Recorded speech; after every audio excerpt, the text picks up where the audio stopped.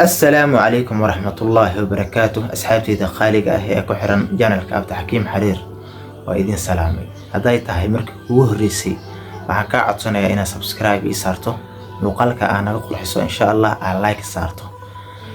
maanta qisadeena waxay ku saabsan tahay qiso aad iyo aad u xiiso badan oo aan cibro qaadasho mudan. waxaa jiray nin wuxuu la noolaa xaaskiisa wuxuuna ahaa nin aad iyo aad u rabsho badan u dhib badan. xaaskiisa ayuu qaraaci jiray uu jirdili jiray wax walba xun oo dhibaato ah uu ku sameyn jiray. maalin maalmaha ka mid ah sida caadada ah isagoo leeyahay qaraac ayuu bud soo qaatay madaxa ayuu uga dhuftay. sidaa darteed xaaskiisa way dhimatay. muu lahayn asaga dil laakiin qadarullah iyo naftiisa iyo shaydaan ayaa qurxisay inuu ku dhufto kadib nafta ayaa saa uga baxday. uu walwalay maxaa yeelay dhiigga bilaadanka waa dembi aad u weyn. wuxuu sameeyay ayuu garan waayay. wuxuu damcay inuu xal sameeyo uu sameyn waayay. kadib ayuu wuxuu damcay inuu guriga kor uga xiro uu raadiyo qof uu la tashto. sidaas ayuu sameeyay. guriga ayuu kor uga xiray wuxuuna aaday dhanka qaraabadiisa. wuxuu la kulmay nin ay qaraabo dhow isku yihiin laakiin ay aad isku sii garanaynin. ninkii ayuu la fadhiistay wuxuu dhahay niyow maanta dhib weyn ayaa i haysta waxaan rabaa inaad i xaliso. kadib ayuu weydiiyey maxaa ku helay. wuxuu dhahay waxaan maanta sameeyay sida caadada ah aniga xaaskayga waan dhibi jiray. kadib maanta waxaa dhacday anoo leeyahay edbi ayaa garoonka madaxa uga dhuftay.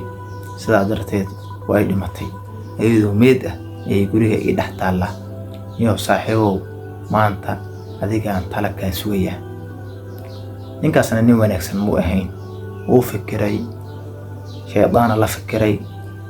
wuxuu dhahay waxaa samaysaa gurigaaga agtiisa wiil dhalinyaro ah oo aad u qurux badan raadi.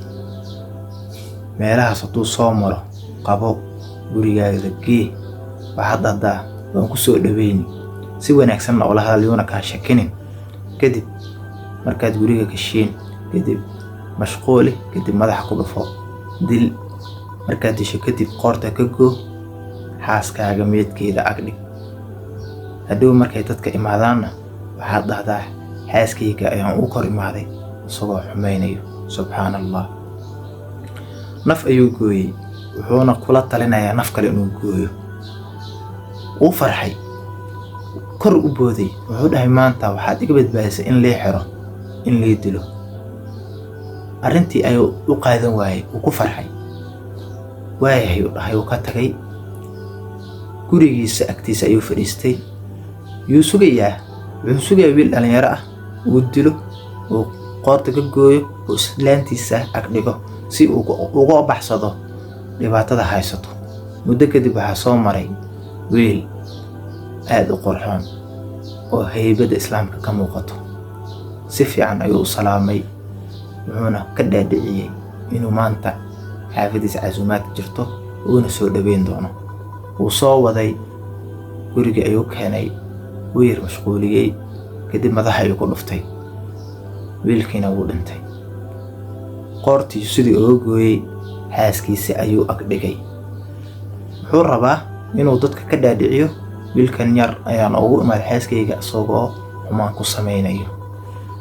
kadib wuxuu dhahay intaad dadka kale aad u sheegin arrintan maanta aad samaysay oo ku badbaaday waxaa kuu sheegay saaxiibkaadii bal asagana la wadaag.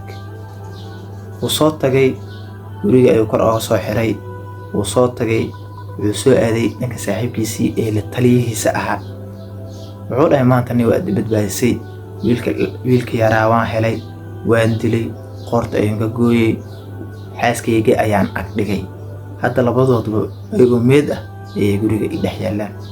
niyow si fiican ayaa samaysay nabad aan soo fiirino dhahay. ninkii saaxiibkiisa ahaa iyo asagaba waa isa soo raaceen. waxay imaadeen guriga. ninkii markuu guriga sadaa u soo galay waaba isagoo ah mid argagaxsan naxsan taagnida ay ku dhaqaaq waayay. maxaa yeelay wuxuu arkay wiilkiisii oo qoorta laga gooyay. haddaad xumaan samayso xumaanta adiga ay kugu soo noqoni. aljazaa'u min jinsil camal. xumaan haddaad samayso xumaantaas aduna ay kugu soo noqon. sidaa darteed ninkii la taliye ahaa arrinta xumeed uu kula taliyey ayaa isaga kusoo wareegsatay. dhammaantood hadda waa ninkana xaaskiisa ka dhimatay, ninkana wiilkiisa ay ka dhintay. labadoodba waxay ku heshiiyeen inay dulam sameeyaan. ilaahay subxaanahu wa tacaala dulanka ma jeclo. ilaahay subxaanahu wa tacaala dulanka ma jeclo. dulan haddaad qof dulmiso adiga ayuu kugu soo noqon doonaa.